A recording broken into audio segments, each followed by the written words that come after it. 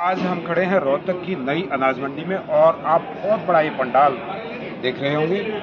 कल जननायक चौधरी देवीलाल की जयंती है और इस जयंती में दावा किया जा रहा है कि ये जयंती का जो कार्यक्रम है ये अब तक की भीड़ जुटाने के सबके दावों को फेल कर देगा और बहुत बड़ी संख्या में यहाँ भीड़ जुड़ने वाली है। अब इस भीड़ के कई मायने भी निकाले जाएंगे राजनीतिक हलकों में और इस तरह से जो ये भीड़ जुटेगी ये भी अपने आप में एक मिसाल बनेगी, क्योंकि जिस तरह से चौटाला परिवार ने जो घटनाक्रम देखे हैं उसके बाद इस तरह का हौसला बढ़ना निश्चित तौर पर अपने आप में काबिल तारीफ है।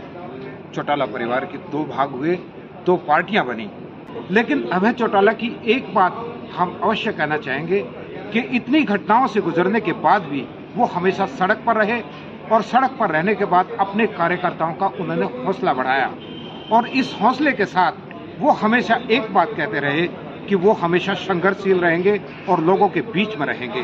और यही कहानी चरितार्थ होती हुई हमें दिखाई दे रही है, क्योंकि जिस तरह से ना कोई इलेक्शन है ना कोई इस तरह का माहौल है और उसके बावजूद जिस तरह से इनेलो पार्टी की तरफ लोगों का रुख हो रहा है उससे यह साफ जाहिर हो रहा है कि कहीं न कहीं अब जो हरियाणा का जाट मतदाता है, हरियाणा के लोग हैं, वो कहीं न कहीं अब अभय चौटाला में अपना विश्वास व्यक्त करने जा रहे हैं। अब इस विश्वास के पीछे दो वजह हो सकती हैं। एक तो ये है कि या तो हरियाणा का जाट मतदाता अभय चौटाला को अपना लीडर माने और दूसरी तरफ जिस तरह से ये रैली जाएगी उसमें भूपेंद्र सिंह हुड्डा को इस इलाके में खासतौर पर सोनीपत, रोहतक और झज्जर का जो इलाका है उसमें नुकसान होगा।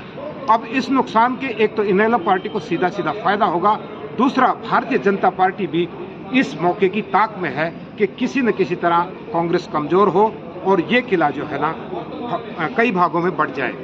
उसी को लेकर कहीं न कहीं भारतीय जनता पार्टी भी इस चीज को देखेगी और बारीकी से नजर रखेगी कि ये रैली कितनी बड़ी हो और कितनी सफल हो।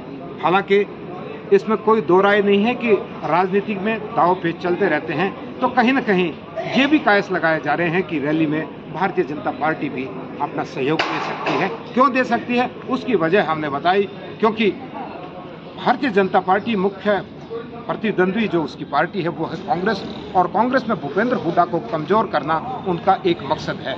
और उसको कमजोर कौन कर सकता है? वर्तमान में जिस तरह से लोगों का रुख अभय चौटाला की ओर हुआ है, तो निश्चित तौर पर अभय चौटाला इस क्षेत्र में ये कयास लगाए जा रहे हैं कि वो भूपेंद्र सिंह हुड्डा को कमजोर कर सकते हैं। जाट मतदाता है, जो जाट समर्थक है, जो जाट कार्यकर्ता है, उसका बहुत बड़ा योगदान है, क्योंकि ये बात सर्वविदित है कि हरियाणा में रैली कोई सफल कर सकता है तो जाट मतदाता सफल कर सकता है। और यही कारण है कि इस क्षेत्र में जो सोच समझकर इस पंडाल में जो रोहतक के अंदर जो ये कार्यक्रम निर्धारित किया गया है उसके भी बहुत बड़े मायने हैं। आपसे जानना चाहूँगा, एक बार अपना परिचय दे दें। जसवीर सिंह ढिल्लों, एडवोकेट, और पार्टी ने मेरे को लीगल सेल के प्रदेश अध्यक्ष की जिम्मेदारी। जसवीर सिंह जी, एक बात बताओ, जिस तरह से विनोद जी ने कहा कि बहुत से आदमी, लगभग 20,000 आदमी इस एक पखवाड़े में जी जुड़े हैं, उसका कारण क्या रहा? देखो, एक तस्वीर साफ हो गई। एक मैं आपको दो लाइन बताऊं क्यों होगी। एक हमारे इलाका में इस तरह की कवायद, एक नारा चल रहा है कि ये रात अंधेरी बीत रही, जो बीजेपी का कांग्रेस का शासन है इसको एक अंधेरी रात मानी। ये रात अंधेरी बीत रही, अब होनी सुबह उजियारी है। और खट्टर हुड्डा सैनी तो देख लिए, अभय सिंह तेरी बारी।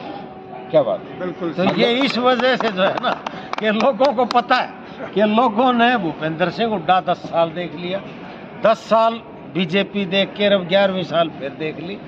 निश्चित तौर पर इनका हौसला बुलंद है, क्योंकि इनका, जैसे मैंने पहले भी बताया, जो इनका अगवा है, जो इनका सरपंच है, वो मजबूत है, लोगों के बीच में रहता है और अपने कार्यकर्ता को कभी मनोबल उनका टूटने नहीं देता।